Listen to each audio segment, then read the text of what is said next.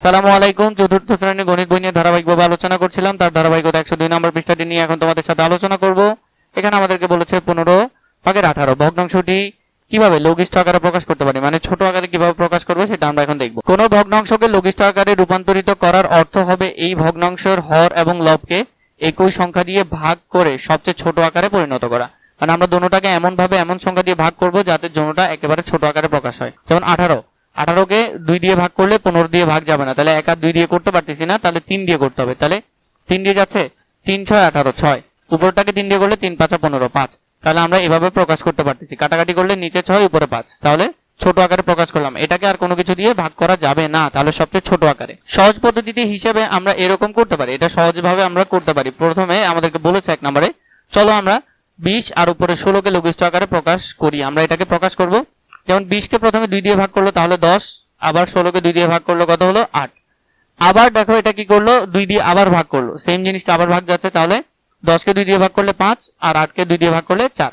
তো তাহলে কাটাকাটি করে ডাবল আমরা কাটাকাটি করে কত পেলাম, 5/4 অংশ পেলাম। মানে প্রথমে 2 দিয়ে কাটলাম, আবার 2 দিয়ে কাটলাম, সেম আমরা এটার মধ্যে পেলাম। পরপর 2 বার 2 দিয়ে ভাগ করা এবং একেবারে 4 দিয়ে ভাগ করা একই কথা। তো তাহলে আমরা এটাকে 4 দিয়ে করতে পারতাম, 4 5 20, 4 4 16, তাহলে উপরে 4 নিচে 4 5 20 এর 5, এইভাবেও করা যেত।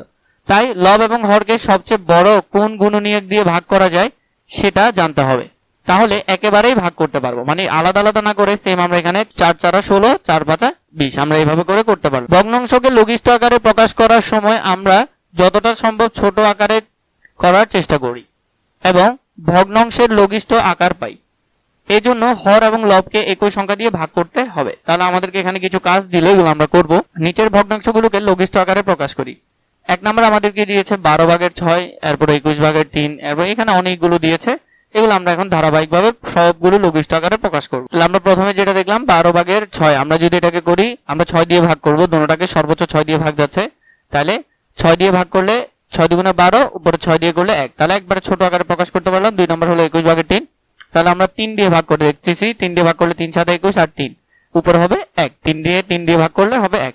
তো 7/1 তো তুমি আর ছোট কিছু করতে পারবে না, কারণ দুটোটাকে আর কোনো সংখ্যা দিয়ে ভাগ যাবে না। এরপরে হলো 3 নাম্বার, নিচে 36 উপরে 9, 36কে যদি 9 দিয়ে ভাগ করো তাহলে 36কে 9 দিয়ে ভাগ করার পর এখানে আসতেছে কত, 4/1, তাহলে 36কে 9 দিয়ে ভাগ করলে 4 নং 36 4, আর 9কে 9 দিয়ে ভাগ করলে 9কে 9।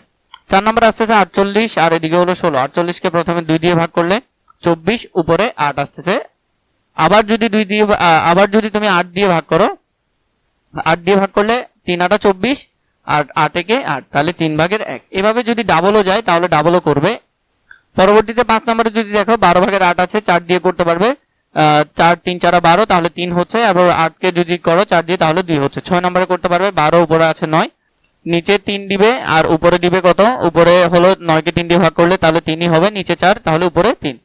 7 নম্বরের মধ্যে যদি দেখো নিচে 25 আছে, উপরে আছে 20, তাহলে 25কে যদি 5 দিয়ে ভাগ করো, তাহলে 25কে 5 দিয়ে ভাগ করলে 5 5 25, সেখানে 5 লিখলা। আর 20কে যদি করো তাহলে 4 5 20, তাহলে 4 লিখলা। এরপর 8 নম্বরের মধ্যে নিচে আছে 36, উপরে আছে 32, তাহলে 36কে যদি 4 দিয়ে ভাগ করো 9, 32কে করলে কত হচ্ছে 8 হচ্ছে, তাহলে এখানে মধ্যে 4 দিয়ে ভাগ করতে পারবে। 9 নম্বরের মধ্যে আছে নিচে 30, উপরে 18, তাহলে 6 দিয়ে ভাগ করা যাচ্ছে, 5 6 30 আর 3 6 18, তাহলে 5/3।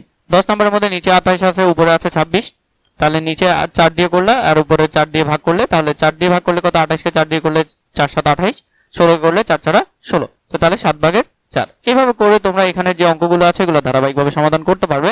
পরবর্তীতে যদি অন্যান্য পরিচ্ছেদের ভিডিও প্রয়োজন হয় নিশ্চয়ই আমাকে কমেন্ট করে জানাবে।